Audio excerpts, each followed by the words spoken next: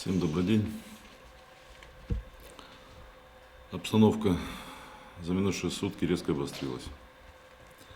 Сегодня ночью украинская сторона в нарушении всех договоренностей и взятых на себя обязательств захватила объекты Донецкой фильтровальной станции для ведения с ее территории провокационного огня по нашим позициям. Из этого района противник применял минометы и крупнокалиберные пулеметы. При этом огонь велся из помещения станции не только по нашим позициям, но и по жилым районам населенных пунктов Ясиновато и Спартак.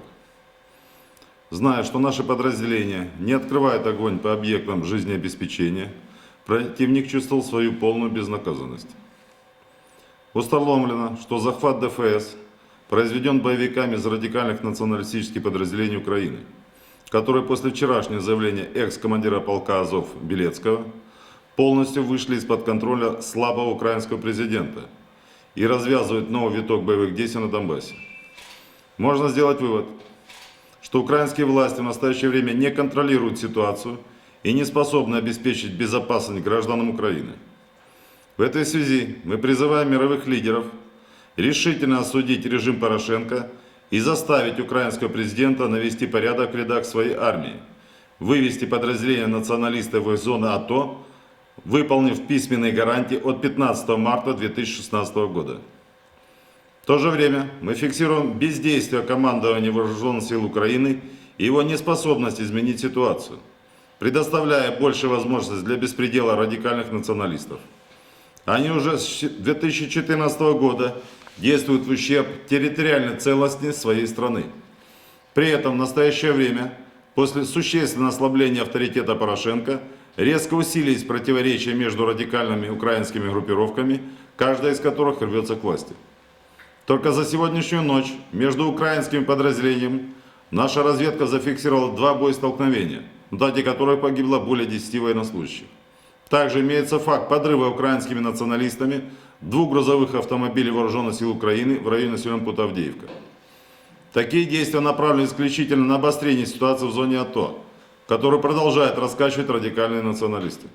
И все это последствия отправки командования Вооруженных сил Украины нацбатов на линию соприкосновения для исключения их участия в беспорядках в городе Киеве.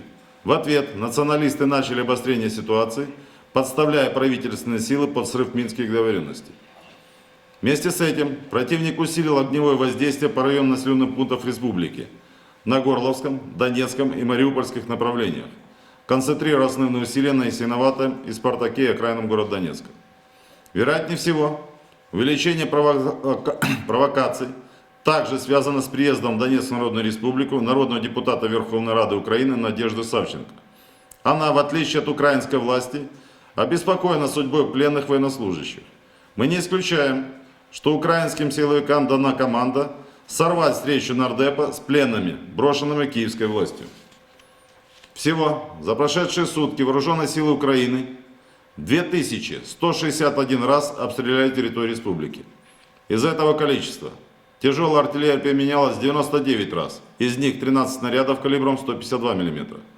Минометы различного калибра 627 раз, из них 337 калибром 120 мм. Танки 58 раз, БМП 62 раза, гранатометы и стрелковое оружие 1315 раз.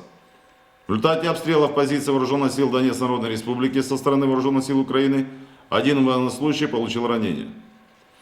Наша разведка продолжает выявлять запрещенное вооружение противника вблизи линии соприкосновения сторон. Так, в районе населенных пунктов Очеретино 20 км до линии соприкосновения, 6 152 мм САУ «Акация» 4 танков. Новобахмутовка 10 км, 3 122 мм САУ «Гвоздика». Выражаем благодарность тем украинским военнослужащим, которые оказывают нам поддержку в предоставлении точной информации о размещении техники и преступлениях радикальных националистов против мирных жителей Донбасса. Наши подразделения готовы к любому варианту развития обстановки. Слушаю вопросы. Поступила новость, что батальоны, которые захватили Донецкую фильтровальную станцию, занимаются там мародерством. Можете про это рассказать подробнее? Ну, понимаете, а что там красть? Электродвигатели, но они сами их не вынесут. Хлор, но он им не нужен. Поэтому, думаю, это навряд ли произойдет. Вот заметьте, что сейчас происходит в украинской прессе. Они сейчас говорят, что они полностью готовы к восстановлению этой станции своими силами, без допуска туда с нашей стороны, без ОБСЕ. Поэтому, я думаю, навряд ли они что-то будут разорвать, потому что без воды не только мы остались, но Авдеевка полностью без воды осталась и ближайшие населенные пункты. У нас, в принципе, еще есть запас определенной воды, плюс у нас есть старая фильтровальная станция, которая работает. Поэтому в этом плане нам проще. А им, если они это сделают, тогда они без воды вообще останутся. Я думаю, это навряд ли. Слушаю еще вопросы. И также заявили, что ночью в результате обстрела Авдеевка была полностью изучена. Ну, как всегда, возлагали ответственность на ВДР. А перед этим они заявили, что мы обстреляли фильтровальную станцию. После этого они объявили о том, что мы обстреляли Авдеевку, жилые кварталы. Потом сказали, что есть у них пострадавшие гражданские. Но фактов, подтверждающих о том, что это произведено, никаких нет вообще. Это только одни заявления, не более того. А причина, то, что они обесточены, так в том районе, где идет линия электропередачи, они как раз недалеко от ДФС. Они вот это обстрелами повредили.